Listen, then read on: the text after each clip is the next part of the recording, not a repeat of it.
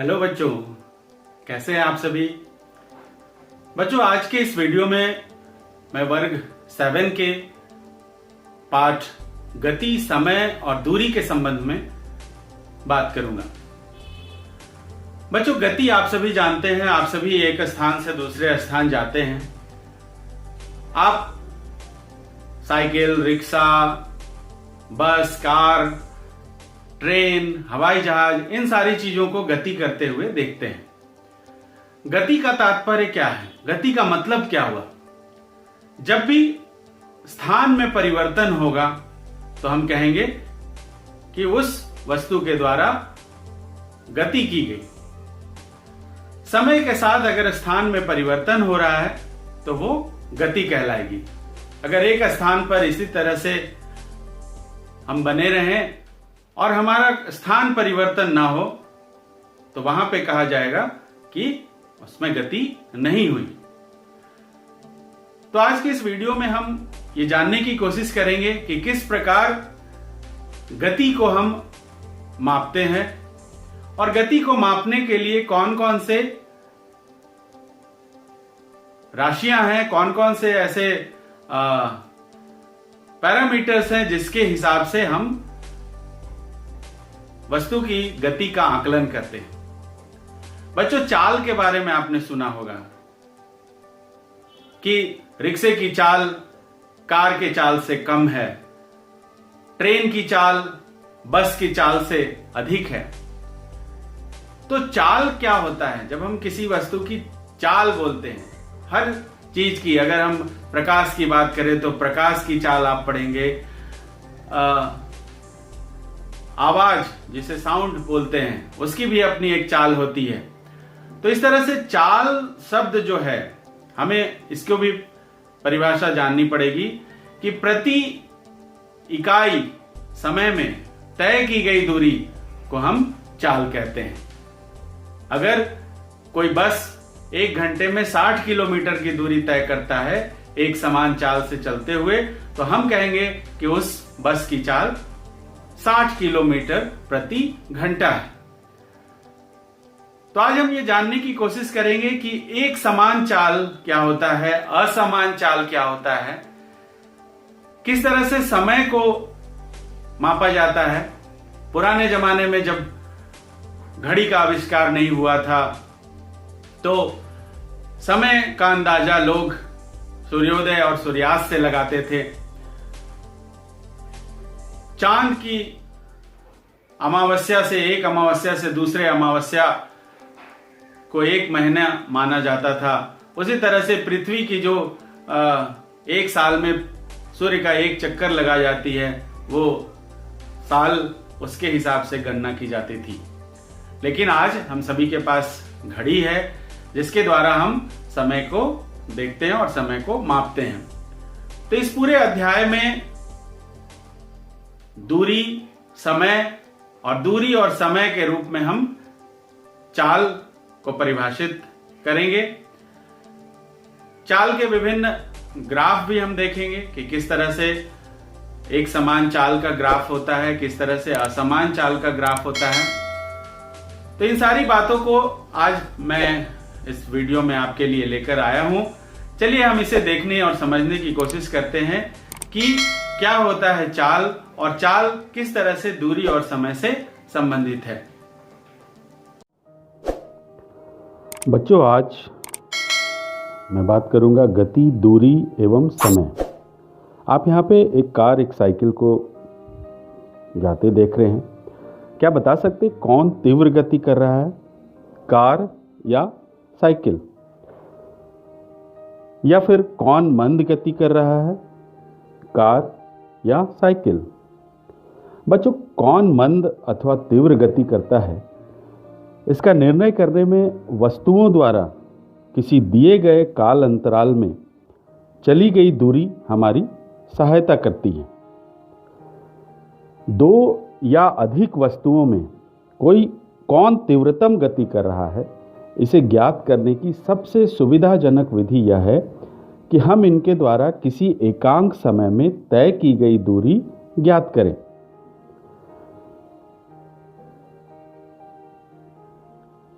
किसी वस्तु द्वारा एकांक समय में तय की गई दूरी को हम उस वस्तु की चाल कहते हैं। तो इस तरह से हमें चाल की परिभाषा प्राप्त हो गई। चाल बराबर दूरी बटा समय।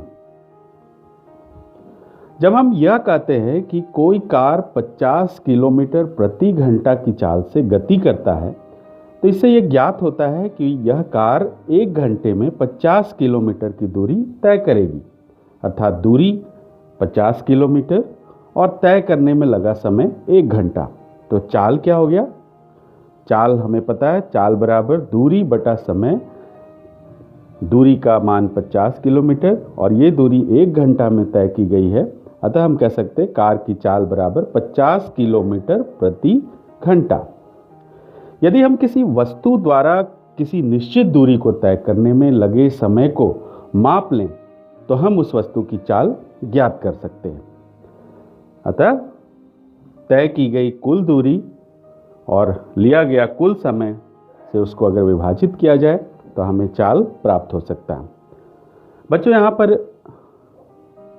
एक कार किसी सरल रेखा के अनुदिश गति करने वाली वस्तु की चाल अगर परिवर्तित होती रहती है तो उस वस्तु की चाल असमान कही जाती है। ए से बी, बी से सी और सी से डी तीनों स्थितियों में जो कार की चाल है वो अलग अलग है। तो यहां पे परिकलित की गई चाल कार की औसत चाल है, क्योंकि हर समय कार की जो चाल है वो समान नहीं है। तो हम कुल तय की गई दूरी 10 + 20 + 30, अगर 60 किलोमीटर तय की गई है तो हम इस तरह से निकाल सकते हैं। इसके विपरीत किसी सरल रेखा के अनुदिश वस्तु की नियत चाल से गति एक समान गति कहलाती है। शुरू से लेकर अंत तक अगर एक समान चाल है तो। अब हम जानेंगे समय की माप। समय की माप से हमारा तात्पर्य है काल अंतराल की माप से है। प्रकृति में बहुत सी घटनाएं निश्चित अंतरालों के पश्चात स्वयं को दोहराती हैं। जैसे एक दिन, सूर्य प्रतिदिन प्रातः उदय होता है। एक सूर्योदय से अगले सूर्योदय के बीच के समय को एक दिन कहा जाता है। एक माह, एक अमावस्या नवचंद्र से अगली अमावस्या के बीच के समय की माप माह के रूप में की गई है। एक वर्ष उस समय के लिए नियत किया गया जितने समय में पृथ्वी सूर्य की परिक्रमा पूरी। तो समय मापने की सबसे सामान्य युक्ति घड़ियां ही हैं। सभी घड़ियों में आवर्ती गति का उपयोग किया जाता है। आवर्ती गति का एक चिर परिचित उदाहरण सरल लोलक है।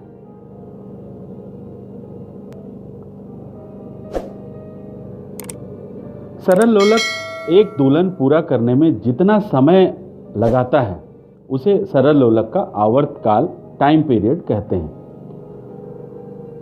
सुप्रसिद्ध वैज्ञानिक गैलीली 1564 से 1642 ईस्वी, इनका नाम सुना होगा आपने। कहा जाता है कि एक बार गैलीलियो गिरजाघर में बैठे थे।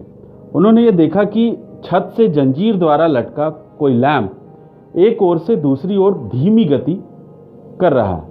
उन्हें यह देखकर आश्चर्य हुआ कि लैंप के एक दोलन पूरा करने के अंतराल में उनकी नब्ज, धड़कन, जो नाड़ी की धड़कन होती है, की संख्या हर बार समान होती है। गैलीलियो ने अपने परीक्षण को सत्यापित करने के लिए विभिन्न लोलकों के साथ प्रयोग किए। उन्होंने ये पाया कि किसी दी गई लंबाई का लोलक सदैव एक दोलन पूरा करने में समान समय लेता है। जब लोलक वाली घड़ियां प्रचलित नहीं हुई थी तब संसार के विभिन्न भागों में समय मापन के लिए बहुत सारी रेत घड़ी, जल घड़ी, धूप घड़ी आप देख सकते हैं। चाल मापना, चाल को कैसे मापते हैं? एक बच्चे ने एक बॉल को फेंका। बॉल के द्वारा तय की गई दूरी को अगर नाप लिया जाए और उसको लिया गया कुल समय, तो हम चाल ज्ञात कर सकते हैं। यदि दूरी मापना हो तो चाल और समय को गुना कर हम तय की गई दूरी निकाल सकते हैं। यदि तय करने में लगा समय ज्ञात करना हो तो दूरी और चाल को विभाजित करके, तो चाल का जो मूल मात्रक है वो मीटर प्रति सेकंड होता है। यहाँ पे सारणी में जंतुओं द्वारा जो चाल है अलग अलग जंतुओं के, उसके एक यहाँ पे सूची देने की कोशिश की गई है। आप देखकर पता कर सकते हैं कि किस जंतु की चाल अधिक है, किसकी कम है। हम चाल को यहाँ पे किलोमीटर प्रति घंटा में दिखाए हैं। इसे चाल को मीटर प्रति सेकंड में बदलने के लिए हम इसको बदल सकते हैं। इसी प्रकार कारों, बसों तथा अन्य वाहनों के डैशबोर्डों पर मीटर देखे जा सकते हैं। आपने देखा होगा कार, बाइक, किसी भी गाड़ी में इसे चाल मापी स्पीडोमीटर कहते हैं। सीधे से किलोमीटर प्रति घंटा में चाल ज्ञात हो जाती है। और एक अन्य मीटर भी होता है, वाहन द्वारा तय की गई दूरी को मापता है, जिसे हम पथ मापी ऑडोमीटर कहते हैं। दूरी समय ग्राफ से आपका परिचय करा दें। अगर इस तरह से एक हम सारणी ले कि समय के अनुसार दूरी 1 मिनट में 1 किलोमीटर, फिर दूसरे मिनट में 2 किलोमीटर तय की गई है, और इसको अगर हम ग्राफ के माध्यम से तो x अक्ष पर अगर हम समय को दर्शाएं और y अक्ष पर अगर दूरी को दर्शाएं तो हमें एक सरल रेखा का ग्राफ प्राप्त होता है। ग्राफ में 1 मिनट को दर्शाने के लिए अगर हम 1 सेंटीमीटर ले लें और 1 किलोमीटर को दर्शाने के लिए 1 सेंटीमीटर ले लें, तो यदि दूरी समय ग्राफ एक सरल रेखा है तो यह संकेत करता है कि वस्तु किसी नियत चाल में गति की है। दूरी समय ग्राफ हमें गति के बारे में विभिन्न प्रकार की जानकारी प्रदान करता है। निश्चित समय अंतरालों में तय की गई दूरी के बारे में भी हम ग्राफ से जानकारी प्राप्त कर सकते हैं। समय के किसी भी क्षण पर तय की गई दूरी ज्ञात करने के लिए भी ग्राफ उसमें मदद करता है। तो क्या आप दूरी समय ग्राफ से बस की चाल ज्ञात कर सकते हैं? अगली कक्षाओं में हम देखेंगे कि कैसे ग्राफ से हम चाल भी ज्ञात कर सकते हैं। तो बच्चों, इस तरह से हमने आज सीखा कि एकांक समय में किसी वस्तु द्वारा चली गई दूरी को उसकी चाल कहते हैं। वस्तुओं की चाल यह निर्णय लेने में हमारी सहायता करती है कि कौन दूसरों से तेज चल रहा है। किसी वस्तु की चाल उसके द्वारा तय की गई दूरी को उस दूरी को चलने के लिए गए समय से विभाजित करने पर प्राप्त होती है, और इसका मूल मात्रक मीटर प्रति सेकंड होता है। आवर्ती घटनाओं का उपयोग समय मापन में किया जाता है। लोलक की आवर्ती गति का उपयोग घड़ियों के बनाने में होता है। वस्तुओं के गति को उनकी दूरी समय ग्राफ द्वारा प्रस्तुत किया जा सकता है, और नियत चाल से गति करने वाली वस्तु का दूरी समय ग्राफ एक सरल रेखा होता है।